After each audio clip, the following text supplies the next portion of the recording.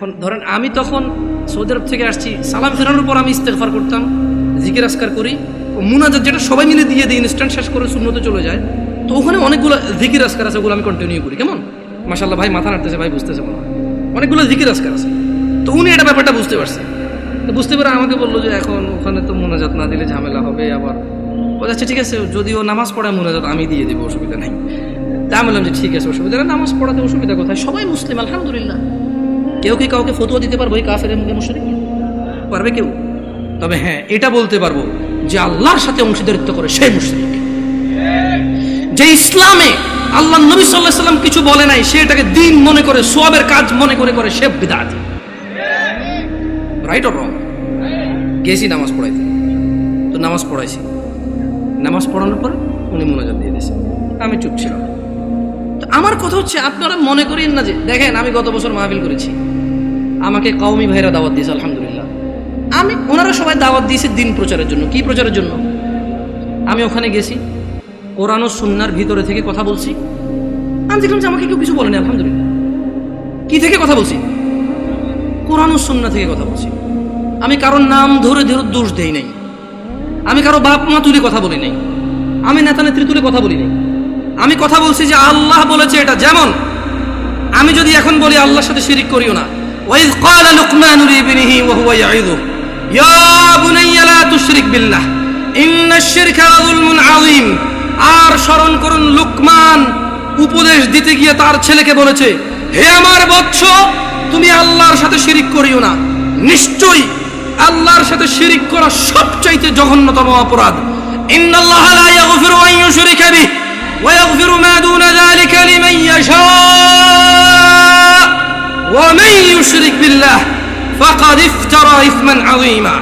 নিশ্চয় আল্লাহ ক্ষমা করে না শিরিক ছাড়া, নিশ্চয় আল্লাহ শিরিককে ক্ষমা করে না।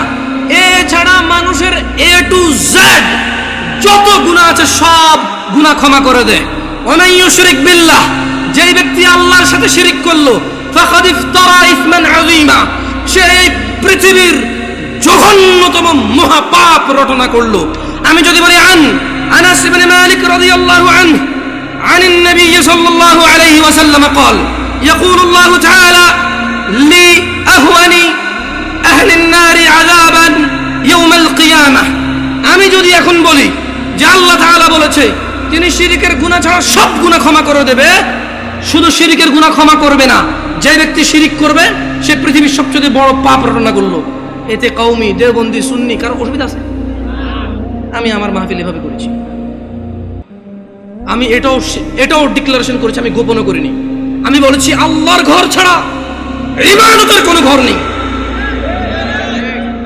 আমি কারো নাম ধরিনি, আমি ধরতেও চাই না। তোমরা যারা অপছন্দ করো, তোমাদের ব্যাপার, তোমাদের পছন্দের যায় আসে না। 70 বছর 60 বছর, আরে আজকে এখনো 30 বছর হয় নাই, 30 বছর হবে কিনা এটাই তো জানি না, বয়স কত পর্যন্ত যাবে। তোমার ঘৃণায় কি আসে আর তোমার ভালোবাসায় কি আসে? আল হুব্বু লিল্লাহ ওয়াল বুগদু লিল্লাহ। ভালোবাসা আল্লাহর জন্য, ঘৃণা কার জন্য? আল্লাহর জন্য। এই দেশের মাটিতে আমি অতদিন মাহফিল করব যতদিন আমি সবার কাছে গিয়ে মাহফিল করতে পারি। আমি গত বছর মাহফিল করেছি, সব মাহফিল আমার আগে পীরজাদারা করেছে। মানে আমার আগে যিনি বক্তা ছিল তিনি পীরজাদা, কোনো পীরের সন্তান, উনি মাহফিল করেছে, এরপর আমি উঠেছি, আমি আমার মাহফিল করেছি, আলহামদুলিল্লাহ। যখন বলেছে মুনাজাত দেন, আমি দোয়া করে দিয়েছি, এরপরে বলেছে মুনাজাত দেন, ওনারা বুঝতে পারেনি যে আমি দোয়া করেছি। তো আমি বলেছি যে মুরব্বী একজন কাউকে দিয়ে আপনারা দেখেন, আমি আসলে আমি সিম্পল কথা বলে দেখেন, দোয়া কি? দোয়া মানে মানুষ তার নিজের চাহিদা, সুবিধা অসুবিধা কার কাছে বলবে? এবং আল্লাহর কাছে সুবিধা বেশি পাওয়ার জন্য বলবে, যে অসুবিধাগুলো রয়েছে সেগুলো থেকে পরিত্রাণের জন্য আল্লাহকে বলবে। এটাই দোয়া। বুঝতে পেরেছি? এটাই দোয়া। তো আমি দোয়া করি সব জায়গায়। হয়তো বাংলাদেশের প্রচলিত অনেক সিস্টেম নিয়ম আমি জানি না, আর যদি আমাকে এগুলো আপনি বুঝাইতে হয় কোরআন সুন্নাহ দিয়ে বুঝাই দিলে আমি করবো ইনশাআল্লাহ।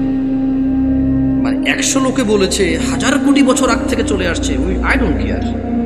আপনি বলেন, একজন মেতর মুচি এসে যদি বলে যে জামশেদ তুমি ভুলে গেছো তোমার রাসূল এভাবে বলেছে, আমি বলবো আমাকে ক্ষমা করে দাও, আমার অপারগতা, তুমি আমাকে এই তথ্য দিয়ে আমার উপকার করেছো, তুমি আমার ভাই, আমার কলিজায় আসো। আপনি যত বড় কিছু হন, যদি বলেন যে এটা 50 বছর 200 বছর থেকে চলে, ওনারা কি জানতো না? আমি বলবো ওনারা জানে নাকি জানে না আমি জানি না, তবে আমি জানি না, তবে আমি জানি না। শোনো নয়াপাড়ার মানুষ, আল্লাহর দিকে ফিরে এসো। তোমরা শিরিক করিও না। তোমরা মনে করো তোমরা শিরিক করো না। ও যুবক বৃদ্ধরা, যারা তোমরা ফজরে ঘুমিয়ে থাকো, জোহরে আড্ডায় থাকো, তোমরা আল্লাহর দিকে ফিরে আসো। তোমরা আল্লাহর দিকে ফিরে আসো। তোমরা আল্লাহর দিকে ফিরে আসো। আল্লাহ ছাড়া তোমাদের কোনো নিরাপত্তা দানকারী নেই। মুহাম্মদ সাল্লাল্লাহু আলাইহি ওয়াসাল্লামের অনুসরণেই তোমাদের সফলতা। আল্লাহ তাআলা বলছেন, মান ইউতিউর রাসূল ফাকাদ আতা আল্লাহ। যে রাসূলের অনুসরণ করলো সে আল্লাহর ইবাদত করলো। ওয়া মান তাওয়াল্লা, আর যেই ব্যক্তি এটা থেকে মুখ ফিরে নিল, ফামা আরসালনাকা আলাইহিম হাফিযা। ও মুহাম্মদ সাল্লাল্লাহু আলাইহি ওয়াসাল্লাম, যেই ব্যক্তি আপনার দাওয়াত থেকে সরে গেছে তার প্রতি আপনাকে আমি পাহারাদার হিসেবে পাঠাইনি, যা খুশি করতে দেন। ইন্না হাযিহি তাযকিরা, এই কুরআনুল কারীম হচ্ছে আল্লাহর উপদেশ। ফামান শাআ আত্তাখাযা ইলা রাব্বিহি সাবিলা। এদের মধ্যে যে দাম্ভিকতা করে করুক, এদের মধ্যে যে অস্বীকৃতি করে করুক, এদের মধ্যে যার যা খুশি করুক। ফামান শাআ আত্তাখাযা ইলা রাব্বিহি সাবিলা। এই কুরআনুল কারীম, এই হাদিস, এগুলো হচ্ছে আল্লাহর পক্ষ থেকে উপদেশ। যার খুশি সে মেনে নিয়ে জীবন গঠন করবে, যার খুশি সে মানবে না, মরে গিয়ে জাহান্নামে নিক্ষিপ্ত হবে। জেনে নাও নয়াপাড়ার মানুষ, তোমাদের রব বলছে রাসূল সাল্লাল্লাহু আলাইহি সাল্লামের অনুসরণে রয়েছে সফলতা। তিনি বলেছেন, লাকাদ কানা লাকুম ফি রাসূলিল্লাহি উসওয়াতুন হাসানা। ও ব্রাজিল আর্জেন্টিনার পতাকা বাহিরা, ও ফ্রান্সের মুহাম্মদ সাল্লাল্লাহু আলাইহি সাল্লামের কার্টুন বানানো নিয়ে রাস্তায় নামে পুরো দেশ জ্যামকারী এই লোকগুলোই তো এখন পতাকা উড়াচ্ছে ছাদে ছাদে।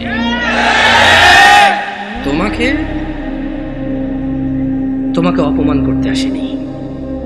ওয়াল্লাহি আমি নিজে এমন অনেক অপরাধী, যখন আমি এই অপরাধে থাকি আমার কাছে কোনো অনুভূতি থাকে না, বোধ শক্তি থাকে না, জানোয়ারের মতো হয়ে যায়। আমি মনে হয় না এটা লজ্জা করার কাজ।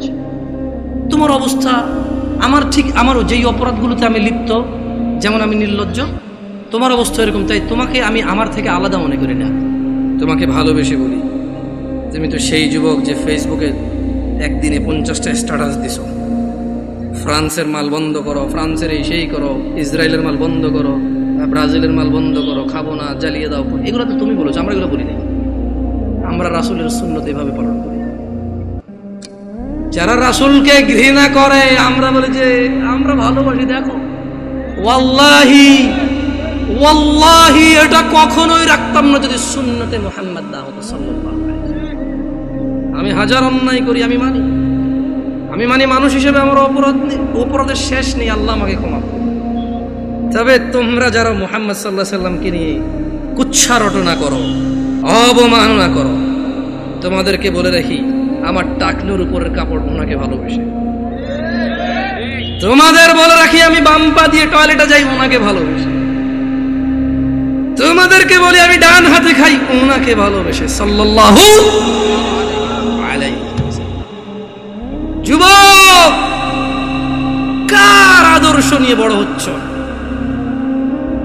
এই দেশের বাবা মারা কি তাদের সন্তানকে আদর্শ শিখাবে না?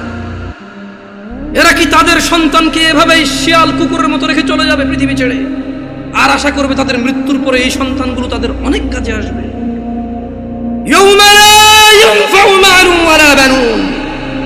আল্লাহ বলছে সেদিন কাজে আসবে না সন্তান ও সম্পদ।